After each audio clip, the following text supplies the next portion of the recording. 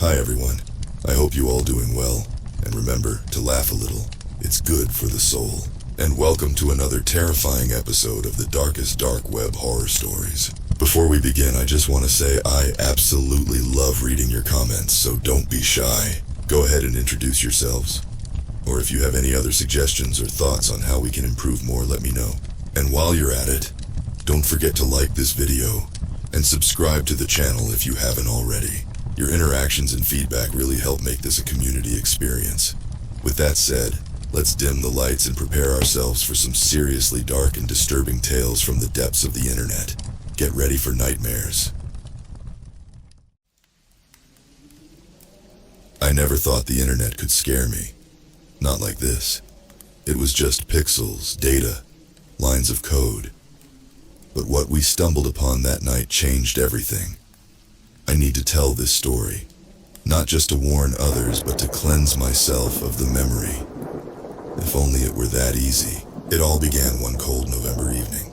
My friends and I, Jake, Lisa, Mike, and I, had gathered at Jake's place for our regular Friday night hangout. We were a typical group of college students, curious and slightly reckless, always on the hunt for something thrilling to break the monotony of our small town in Pennsylvania. This time, our curiosity led us somewhere we never should have gone. Jake had recently discovered the dark web. He was the tech-savvy one among us, always messing around with new software and gadgets. That night, he had something particularly interesting to show us. "Guys, you won't believe what I found," he said, his eyes gleaming with excitement. He pulled out his laptop and began typing furiously. "There's this site. It's called the Digital Graveyard." "The Digital Graveyard? Sounds like some creepypasta," Lisa scoffed, rolling her eyes. "It's not a story. It's real," Jake insisted. "It's a place where people post videos of their dead loved ones delivering final messages." "That sounds messed up," Mike muttered, shifting uncomfortably in his seat. "Exactly. That's why we have to check it out," Jake said, a grin spreading across his face. He navigated through the Tor browser, bypassing layer after layer of encryption, until he finally landed on a pitch-black page with the words, "The Digital Graveyard," scrawled in white at the top. A shiver ran down my spine as we all leaned in closer. The site was eerily simple, just a collection of video thumbnails with dates and names underneath. Jake clicked on one of the videos. The screen went black for a moment before flickering to life. An old man appeared sitting in a dimly lit room. His eyes were hollow and his skin hung loosely from his bones. He spoke in a rasping voice, delivering a message to someone named Rebecca. "I'm sorry for what I did. Please forgive me.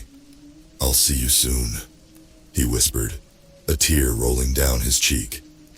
The video cut off abruptly. "Jesus, that's disturbing," Lisa said, her voice barely above a whisper. "Are these real?" I asked, unable to tear my eyes away from the screen. "They look real," Jake said, his tone more serious now. "But I don't know. There's something off about them." We watched a few more videos, each one more unsettling than the last. The people in the videos all had the same hollow look, their eyes vacant, yet filled with an inexplicable sorrow. Some delivered apologies, others issued warnings. But all of them felt wrong, like they were puppets being forced to perform. "Who would make something like this?" Mike asked, his face pale. "People are messed up," Lisa replied, but she looked as disturbed as the rest of us. We were about to close the site when a new video popped up. The timestamp showed it had been uploaded just moments ago. The title read, "For Jake." We all froze. "Is this some kind of sick joke?" Jake muttered, his fingers hovering over the mouse. "Just play it," I said, my heart pounding in my chest. Jake clicked on the video. The screen flickered before showing a dark, shadowy room. A figure emerged from the darkness. A woman. Her face was gaunt, her eyes sunken. But what made my blood run cold was the fact that she looked exactly like Jake's mother, who had died in a car accident 2 years ago. "Jake," she said, her voice hollow and distant. "You shouldn't have come here. They know about you now. They're coming." The video cut off, leaving us in stunned silence. Jake's face had gone ashen. He slammed his laptop shut and stood up abruptly. "This isn't funny, guys," he said, his voice shaking. "Who did this?" "Jake, we didn't do anything," Lisa said, her eyes wide with fear. "How could we?" Jake paced the room, running his hands through his hair. "This is insane. This can't be real. Maybe it's some kind of prank," Mike suggested, but he didn't sound convinced. "That wasn't a prank," Jake said, his voice cracking. "That was my mom. I know it was her." We spent the rest of the night in a state of paranoid tension, jumping at every sound and shadow. Jake couldn't shake the image of his mother from his mind, and neither could we. Finally, exhaustion overcame us, and we decided to call it a night.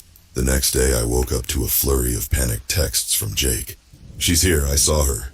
"Who?" I typed back, my hands trembling. "My mom. She was in my room. She said they're coming for us." My blood ran cold. I quickly called him, but there was no answer. I grabbed my keys and drove over to his house as fast as I could. When I arrived, I found his front door ajar. I pushed it open and stepped inside. "Jake?" I called out, my voice echoing through the empty house. There was no response. I made my way through the house, my heart pounding in my chest. I found him in his room, sitting on his bed, staring at the wall. His face was pale, and his eyes were wide with fear. "Jake, what happened?" I asked, sitting down next to him. "I saw her," he whispered, his voice trembling. "She was standing right there at the foot of my bed. She told me we shouldn't have gone to that site, that we've been marked." "Marked? By who?" I asked, trying to keep my voice steady. "I don't know," he said, burying his face in his hands. "But I feel like I'm being watched, like they're always there, just out of sight." We decided to get the others and figure out what to do. We couldn't shake the feeling that we were being watched, and every shadow seemed to hide some unseen threat. We met up at a local diner, hoping that being in a public place would make us feel safer. "We need to go to the police," Lisa said, her voice firm. "And tell them what?" Mike replied. "That we saw a ghost on the internet. They'll think we're crazy." "Maybe we are," Jake muttered, staring down at his coffee. "No, there has to be an explanation," I said, trying to sound confident. "Maybe it's some kind of advanced AI or someone playing a sick joke." "Whatever it is, we need to stay away from that site," Lisa said. "No more videos." We all agreed, but the fear lingered. Over the next few days, strange things began to happen. We received anonymous messages, warning us to stop digging. We saw figures lurking in the shadows, always just out of sight. And then, the videos started coming. Each of us received a video, just like Jake had. They showed our deceased loved ones, delivering cryptic messages and warnings. My video featured my grandmother, who had passed away years ago. She looked at me with those hollow eyes and said, "You need to stop. They won't let you go." I felt like I was losing my mind. We all did. The fear and paranoia were overwhelming. We decided to go back to Jake's place and try to figure out what was happening. Maybe there was some clue we had missed. Jake pulled up the site again, his hands trembling as he navigated through the pages. We watched more videos, hoping to find something that would make sense of all this. But each video was more disturbing than the last. And then, we found it, a hidden page, buried deep within the site. It was filled with names and dates, and we realized with growing horror that these were the names of the people in the videos. They had all died shortly after their videos were posted. "This is a death list," Mike said, his voice barely above a whisper. "And our names are on it," Jake said, pointing to the bottom of the list. There they were, our names and today's date. "We need to get out of here," Lisa said, her voice shaking. "Now." But it was too late. The lights flickered and went out, plunging us into darkness. We heard the door creak open, and footsteps echoed through the house. "They're here," Jake whispered, his voice trembling with fear. We huddled together, too scared to move.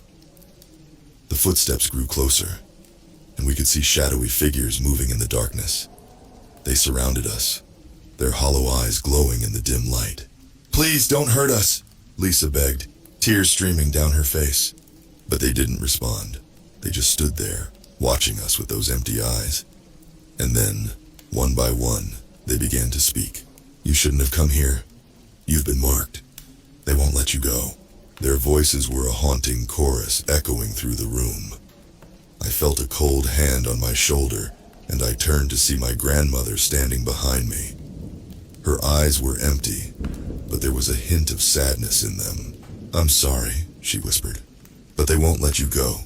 I felt a chill run through me as she stepped back, merging with the shadows. The figures closed in, their hollow eyes the last thing I saw before everything went black. I don't know how long I was unconscious. When I woke up, I was alone in the dark, cold room. The others were gone, and I felt an overwhelming sense of dread. I stumbled to my feet and made my way out of the house, my mind racing with fear and confusion. I never saw my friends again. They vanished without a trace, leaving me to wonder if they were even real. Maybe they were just figments of my imagination, a product of my own madness. I don't know what happened that night, or who those figures were, but I do know one thing. The digital graveyard is real, and it's a place of unspeakable horror. If you ever come across it, don't make the same mistake we did. Stay away and never look back. Because once you've been marked, they will never let you go.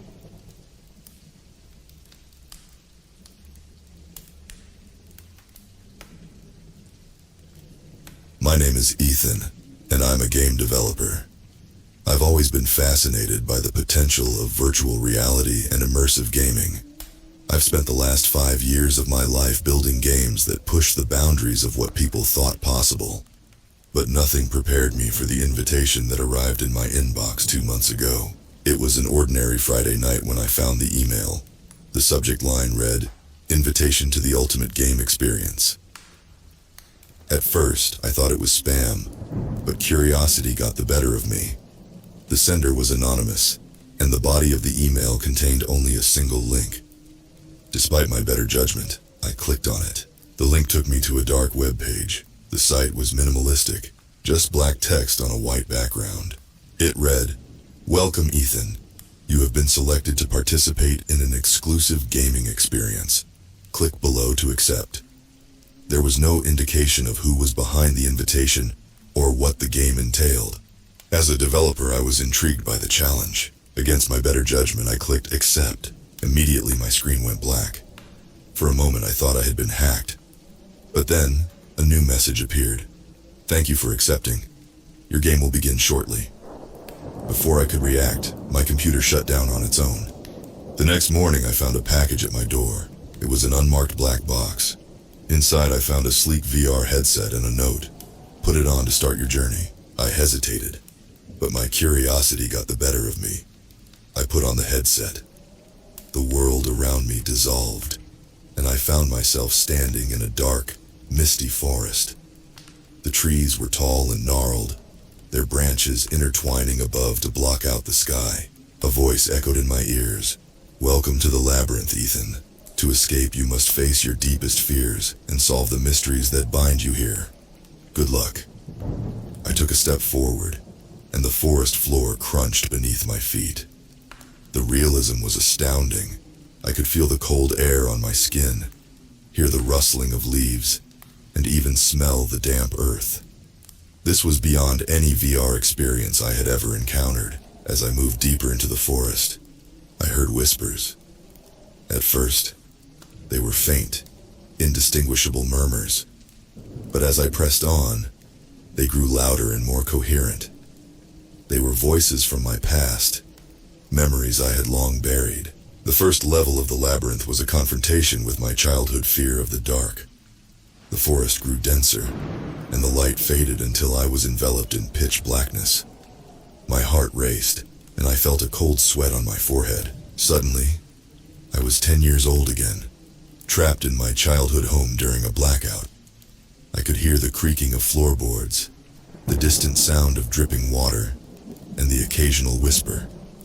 The fear was palpable, but I forced myself to move forward.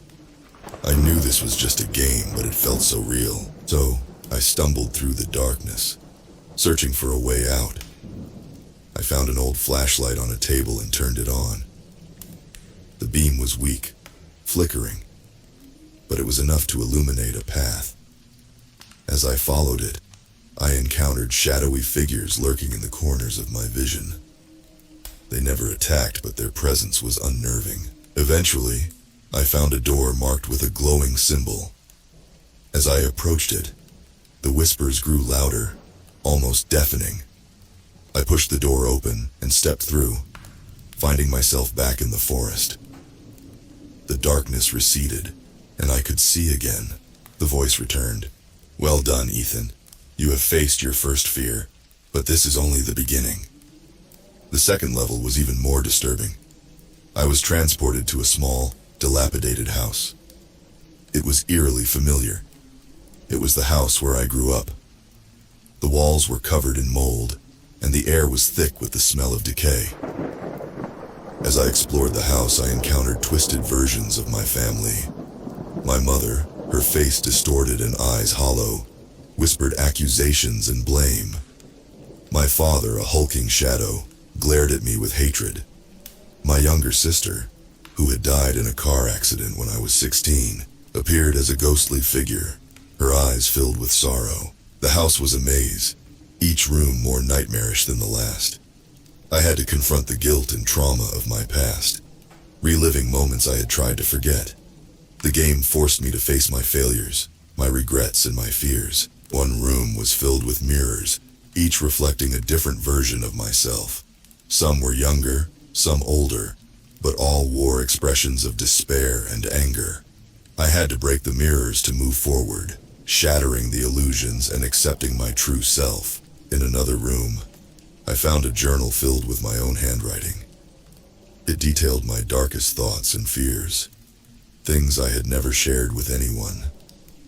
Reading it was like exposing my soul, but I knew it was necessary to escape. Finally, I reached a door marked forgiveness. I had to forgive myself for my past mistakes and accept that I couldn't change them. It was a painful process, but I managed to do it. When I stepped through the door, I was back in the forest. The voice congratulated me again. "You have faced your past, Ethan. Now you must confront the present." The third level was a twisted version of my current life. I found myself in my apartment, but everything was slightly off. The walls were covered in strange symbols, and the air was filled with a low, humming noise. I heard a knock on the door. When I opened it, I was confronted by a grotesque version of myself. This doppelganger mocked me, pointing out my flaws and insecurities. It knew everything about me, my deepest fears and darkest secrets. I had to outsmart it, using my knowledge of game mechanics to set traps and find weaknesses. It was a mental battle, a test of my intelligence and resilience. In the end, I managed to defeat the doppelganger, but it left me shaken. The next room was filled with monitors, each displaying scenes from my life. I saw myself working late nights, arguing with friends, and neglecting my health. The game forced me to confront the consequences of my choices and the toll they had taken on my well-being. I found a key hidden in one of the monitors, which unlocked a door marked acceptance. I had to accept my current situation and take responsibility for my actions. It was a hard pill to swallow, but I managed to do it. As I stepped through the door, the forest reappeared. The voice spoke again. "You have faced your present, Ethan. Now you must confront the future." The fourth level was the most terrifying yet. I was transported to a futuristic city, a dystopian version of what my life could become if I continued down my current path. The city was dark and polluted, the streets filled with crime and despair. I saw myself as an older man, alone and bitter. My dreams of creating groundbreaking games had turned into a nightmare. I was trapped in a cycle of failure and regret, unable to escape. The game presented me with choices, each one leading to a different outcome. I had to navigate the city, making decisions that would shape my future. It was a test of my values and priorities, forcing me to consider what truly mattered in life. In the end, I found a door marked hope. I had to hold on to hope and believe that I could change my future. It was a daunting task, but I managed to do it. When I stepped through the door, I found myself back in the forest. The voice spoke one last time. "You have faced your fears, Ethan. You have confronted your past, present, and future. You have completed the labyrinth." The forest dissolved, and I was back in my living room. I removed the VR headset, my body trembling with exhaustion and relief. The experience had felt so real, so intense. It had forced me to confront my deepest fears and insecurities, to face my past and accept my present. I never found out who created the labyrinth or why I was chosen to play it. The VR headset disappeared the next day, leaving no trace of its existence. But the experience stayed with me, a constant reminder of the challenges I had faced and the strength I had found within myself. I knew I had changed. The labyrinth had forced me to confront my demons and accept my flaws. It had given me a new perspective on life and the courage to move forward. But sometimes, late at night, I can still hear the whispers. They remind me that the labyrinth is always there, waiting in the shadows. And I know that as long as I face my fears and confront my challenges, I can find my way through the darkness. As I continued to reflect on the experience, I realized that the labyrinth had not only been a game, but also a profound psychological journey. It had taken me to the depths of my mind, exposing the fears and traumas that I had buried deep within. I decided to document my journey, hoping that sharing my story might help others who were struggling with their own fears and insecurities. I started writing, detailing each level of the labyrinth, the challenges I faced, and the lessons I learned. One night, as I was working on my manuscript, I received another email. This time, the subject line read, "The labyrinth awaits." My heart raced as I opened it, half expecting another invitation. But instead, it was a message of gratitude. "Thank you, Ethan, for sharing your journey. The labyrinth is a creation of collective minds designed to help those who dare to face their inner demons. You have completed the first phase. The next phase awaits should you choose to continue. Remember, true strength comes from within. We will be watching." I stared at the screen, my mind racing with possibilities. The idea of a next phase was both thrilling and terrifying. But this time, I was prepared. I knew that whatever challenges lay ahead, I had the strength and resilience to face them. I closed the email and sat back, contemplating my next move.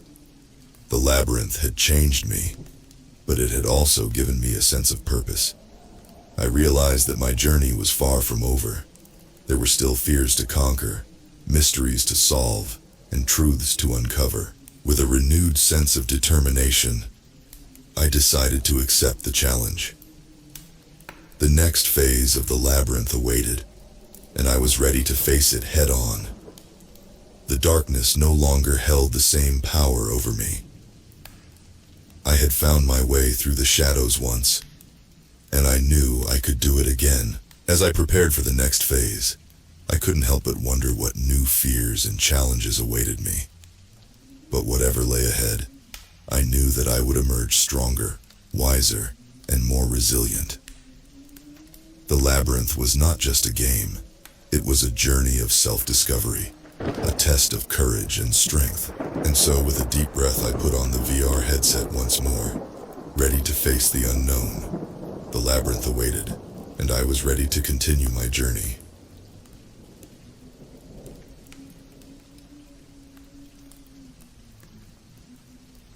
My name is Jamie. I'm 16 years old. I love computers and the internet. Some friends call me a hacker, but I'm not a bad hacker. I just like finding hidden internet corners most never see. One day after school, I was messing around on the dark web. The dark web is a secret internet part. You need special software to get in. It's where lots of illegal stuff happens. Drugs, weapons, and more. I wasn't looking for anything bad, though. I was just curious to see what was out there. That's when I found a weird website called The Auctioneer.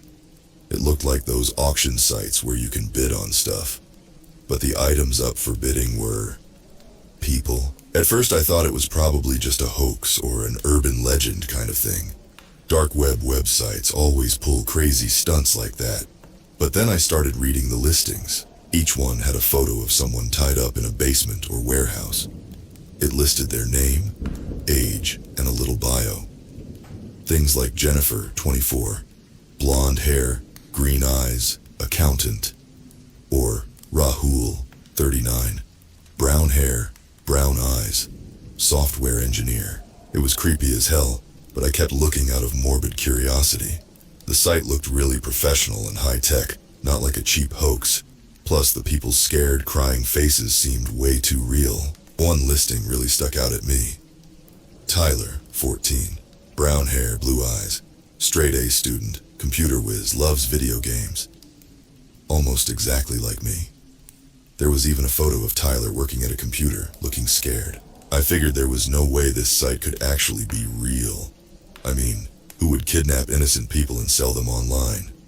Part of me wanted to bid on Tyler as a joke just to see what would happen. Maybe it would lead to a funny reply saying, "Nice try, we got you." So that's what I did. I put down a bid of $50 using some Bitcoin. Nobody else bid on Tyler yet, so my bid was highest. A message popped up saying, "Bid received. Auction ends in 24 hours. Now I just had to wait and see." Part of me was nervous about winning and paying ransom money. But there was zero chance this was real, right? The next day after school, I checked the auction site again. Sure enough, my $50 bid on Tyler was the only one. A message said, "You won the auction for Tyler. Sending agent to get him soon." I laughed out loud. This has to be the lamest prank website ever, I thought. What kind of cheesy agent will they send? Some guy in a black suit like the movies? Then my phone buzzed with a text from an unknown number. It just said, "We have a winner. Prepare for delivery, kid." That one made me feel a little creeped out, I admit. But it was still obviously a joke, right? No way any of this was real. A few hours later, I heard loud knocking at my front door. Nobody else was home, so I answered it. When I opened the door, I gasped in shock. There was a kid, probably my age, duct-taped and tied up on my porch. He had a black bag over his head, but I could hear muffled shouts and see him squirming. I panicked and slammed the door shut, then locked it with shaking hands. No way. This can't be happening. I must be dreaming. Then I heard a deep voice yell from behind the door. "Open up, kid, we know you're in. You won fair and square. You got 30 seconds to pay up or we bust in." My heart felt like it would explode out of my chest. I scrambled away from the door, looking around frantically. What was I supposed to do? Call 911 and report an actual kidnapping at my own house? Yeah, that would go over well. I looked out and saw a large black van in my driveway, engine running. Oh God, these people were serious. This was really happening. I panicked and ran out my back door into the backyard as fast as I could.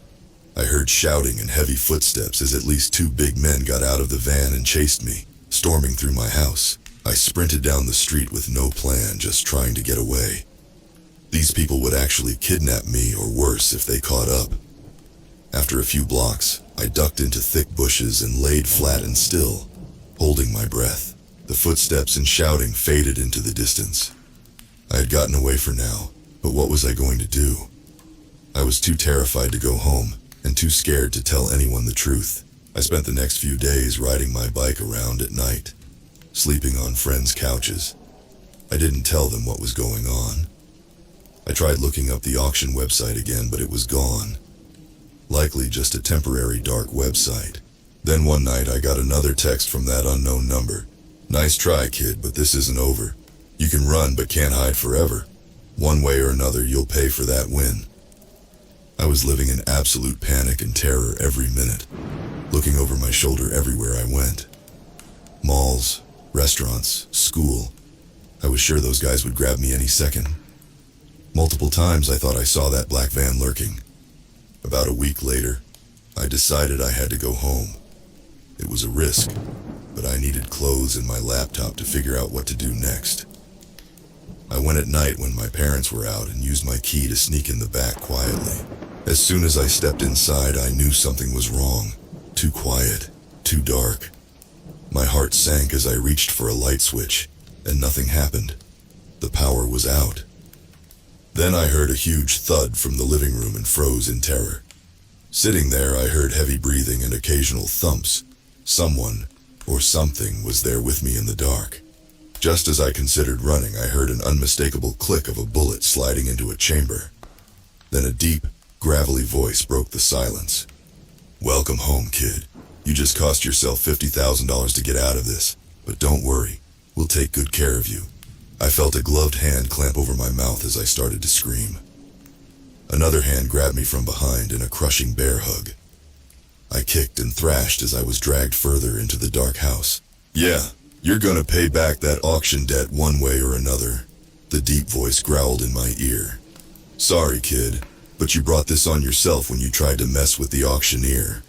I woke up, who knows how much later, my head pounding.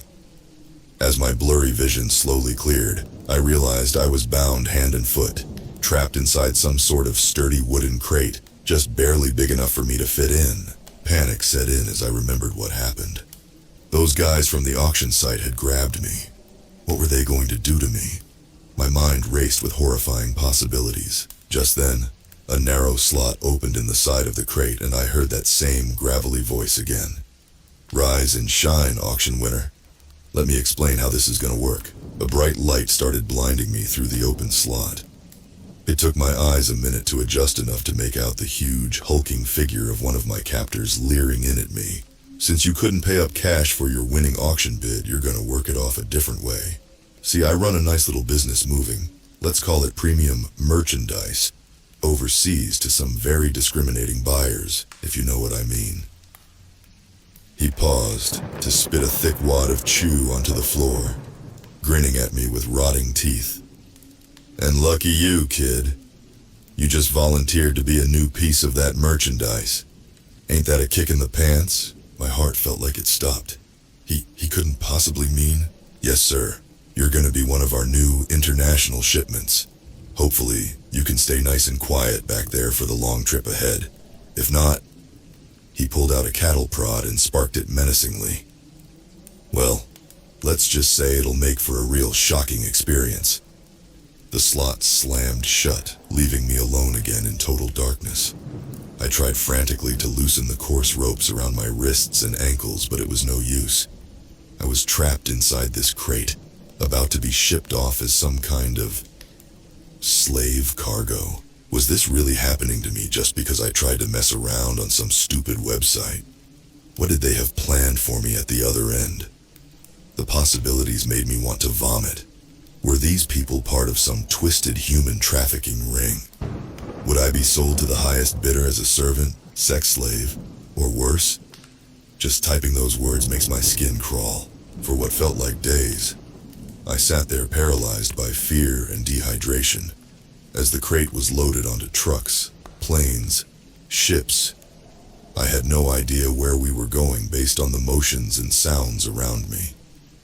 My captors would occasionally open the slot to throw in a bottle of water or stale bread, letting just enough air in to keep me alive but delirious. Finally, after an endless nightmare journey, the crate was loaded one last time and opened up. Squinting in the bright light, I saw I was in some sort of fancy villa or mansion surrounded by palm trees and ocean. A wizened old man in an expensive suit circled around my crate, poking me with a fancy cane like an artwork he was inspecting. He turned to one of my hulking captors. "Yes, this one should do quite nicely. My client pays top dollar for his acquisitions." Loaded up with the others. With that, I was forced from the crate at gunpoint, cramped legs, barely able to walk. I got horrifying glimpses of other teens, kids even, being herded in a similar fashion into an underground cellar area of the villa. Petrified captives from all over the world, all brought to this terrible place to be auctioned off to wealthy sickos. Eventually, I was ushered into a stark concrete room and locked inside, a single bare bulb flickering above me. And there I sat for days, existing on gritty protein slop and putrid water pushed through a slot in the door. Until finally, the horrible day came. I was hauled away in zip cuffs, catching glimpses of a lavish bedroom filled with rich older men in suits, inspecting me like cattle at a show. Crude comments and despicable laughter echoed all around at the newest merchandise. I was thrown at the feet of a sweating, obese man who grabbed my face and inspected it like a side of beef.